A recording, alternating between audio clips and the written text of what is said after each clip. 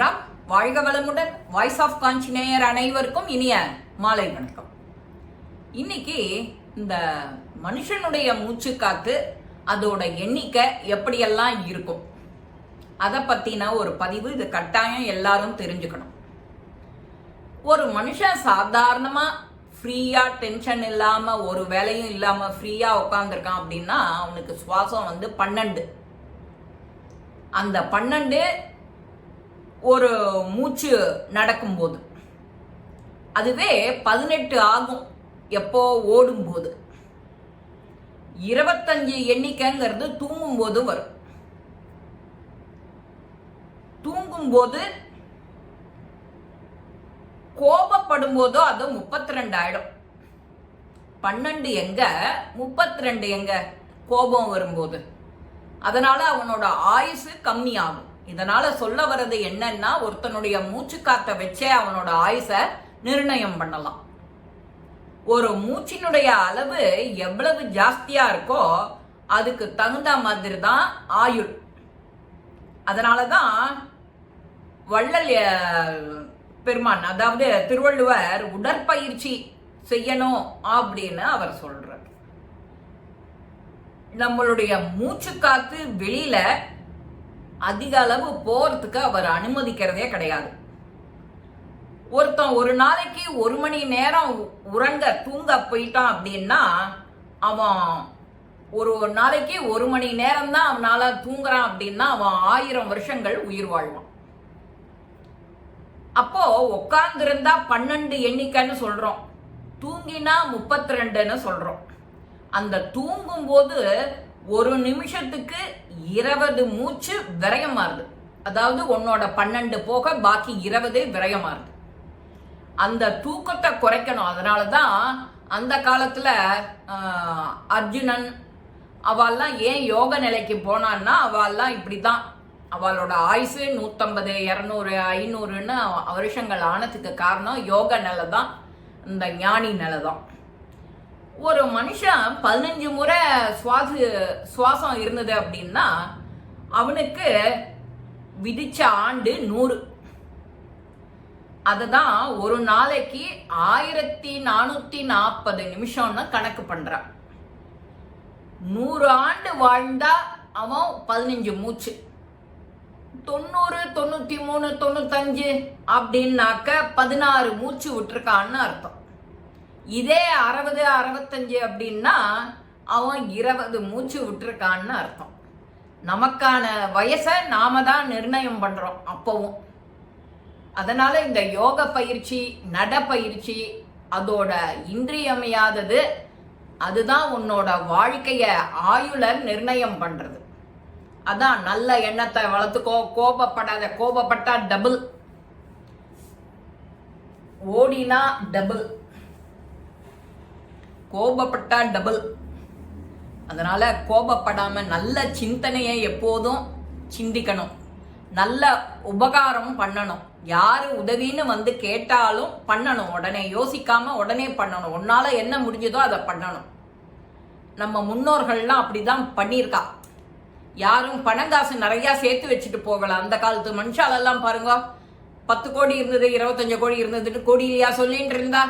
இப்ப 1000 கோடி, 2000 கோடி, 15000 கோடின்னு சர்வசகஜமா சொல்லிட்டு இருக்கான். அதேதான் ₹1 வரப்போறதா அவன் கூட இல்ல.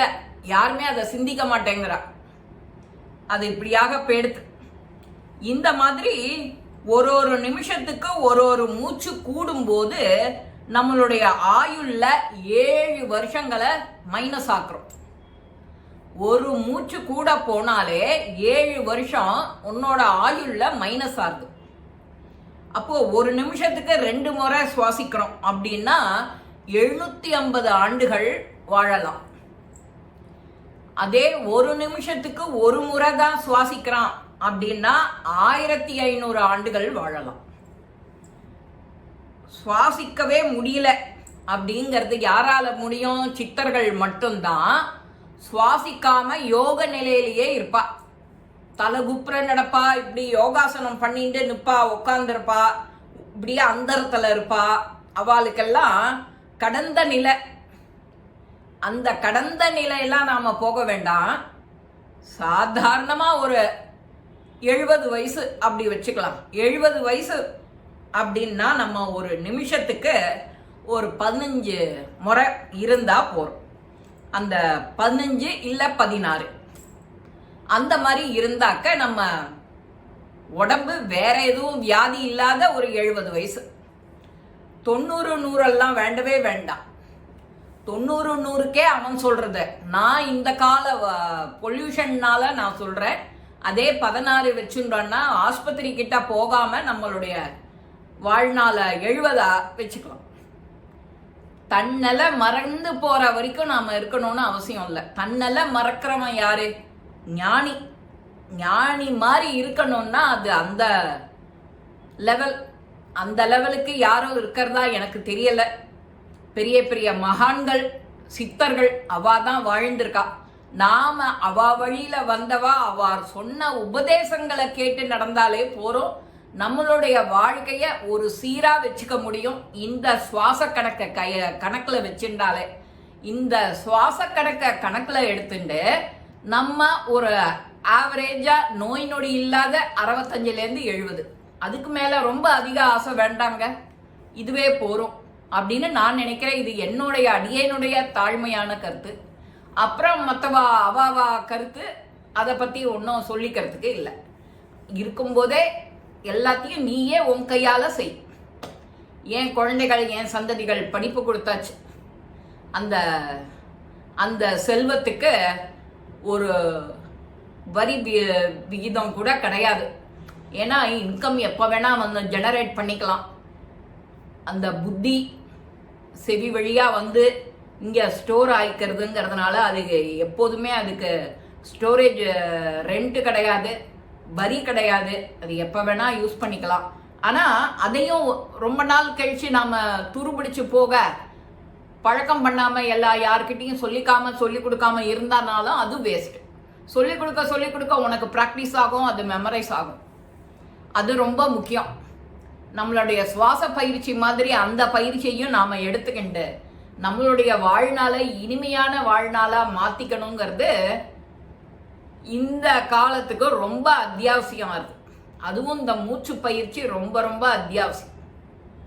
இந்த பதிவு உங்க எல்லாருக்குமே பிடிச்சிருக்கும். லைக் பண்ணுங்க, ஷேர் பண்ணுங்க, பெல் பட்டனை கிளிக் பண்ணுங்க, சப்ஸ்கிரைப் பண்ணுங்க, கமெண்ட்ஸ் பாக்ஸ்ல கமெண்ட்ஸ் போடுங்க.